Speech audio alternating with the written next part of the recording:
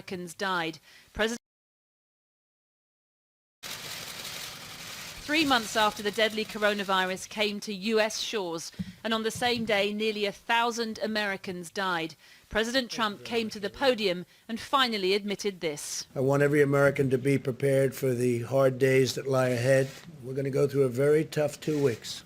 Having previously dismissed COVID-19 as a political hoax, even he couldn't look at this graph and not acknowledge the gravity. 100 to 200,000 deaths. President Trump wants people to focus on the black portion of this graph. It shows that as many as 2.2 million Americans would have died had the government done nothing at all, though no one had ever proposed that. Then look down here at the shallower curve, the supposed rosier outcome, where even with the stringent mitigation measures now in place, at a minimum, 100,000 to 240,000 Americans are predicted to die. Donald Trump is now calling the bottom end of that range a very low number. And without a drop of irony, last night he appeared flummoxed by those who said COVID was just like a flu. And think of it as the flu, but it's not the flu. It's vicious. Seemingly forgetting he was chief among those making the comparison. And view this the same as the flu. And it is a little bit different, but in some ways it's easier. Maybe sites like this at Elmhurst Hospital in New York, just up the road from where the president was born and raised, were part of his wake-up call. Elmhurst epitomises the desperate plight of medics in New York. Staff say they're overwhelmed and under-resourced. The ward's so full to capacity that tents outside take the overflow, while makeshift morgues on the street house the dead. This doctor from another New York hospital says they're fearing for their own lives while desperately trying to save others. The acuity and volume that we're seeing right now feels like we are in a war zone, and it feels like, honestly, a third world country, considering what we're seeing. There's patients stacked up in the hallways. There's patients who obviously have critically low oxygen levels, who need to be intubated, who need critical care, and we just don't have, obviously, the bodies and resources that's needed amidst this current time. And all that taking not just a physical but an emotional toll. And initially I was trying to pick up extra shifts, obviously just to help others out, but we're realizing more and more that it's a marathon, not a sprint. But it was speed that the captain of this US aircraft carrier was begging for to save the lives of more than 4,000 sailors trapped on board after an outbreak of COVID-19 was spreading fast. In a letter, he demanded that they be immediately removed for quarantine, saying, "We are not at war. Sailors do not need to die."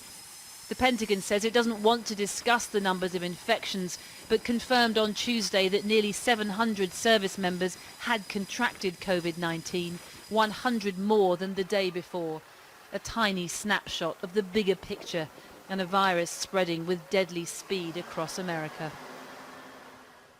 Well, they're now making the comparison between 9/11 and the Vietnam War, the two conflicts that are really etched on the American psyche, and they're saying the death toll from COVID-19 will be higher. Just think of the numbers on that graph in my piece there. We're now being told that the death toll will rise from 4,000 in total today to more than 100,000 people in a couple of weeks' time. It's really hard to get your head round the number of people that will have to die on a daily basis between now and then in order to reach that number, and the number, that is a number on the minimum. It could be even higher. They're trying, of course, they're saying at least, to bring the levels of death down, but it's not clear how they're going to do that. They're not talking about putting any further restrictions in place. There was no talk of a national lockdown, for example.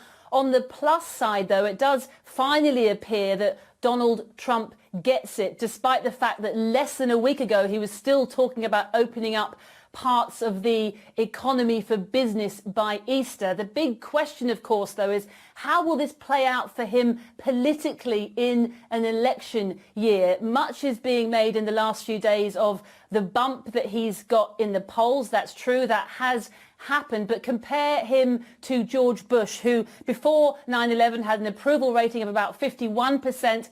That jumped to 88% after. Compare that to Donald Trump, who has gone from 42.6% in the middle of March, just a couple of weeks ago, to 40 5.9% now. So he is hardly home and dry.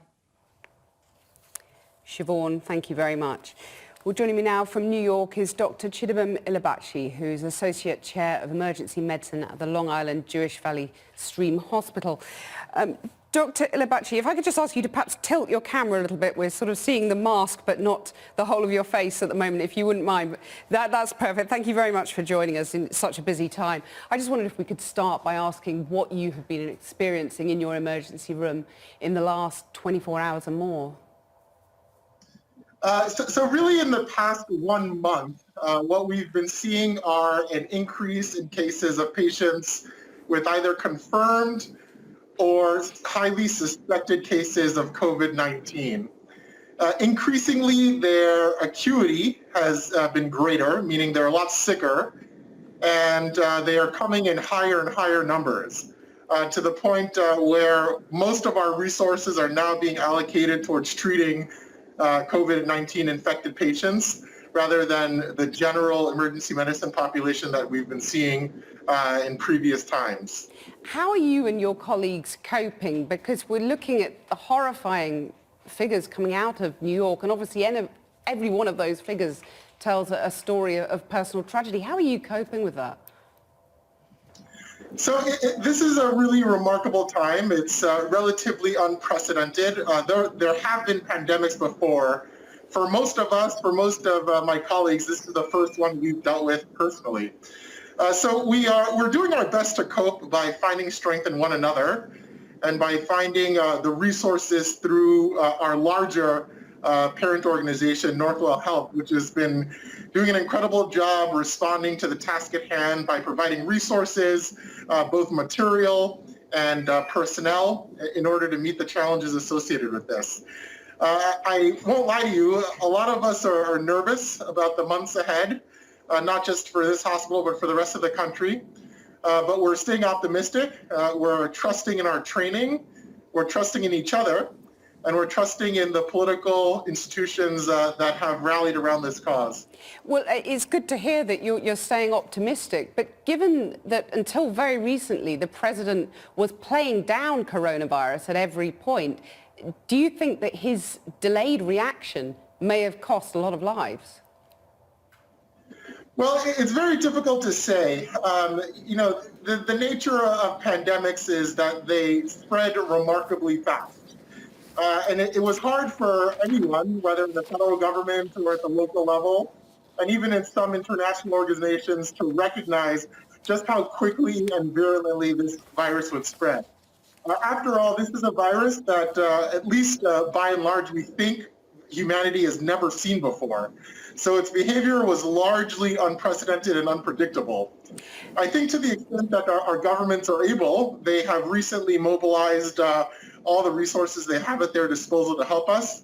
I'm very, very satisfied with the response of the governor of New York State, Governor Cuomo, and I look forward to the continued efforts of the federal, state, and local governments to help us. Dr. Chidamam Ilabachi, thank you very much for joining us.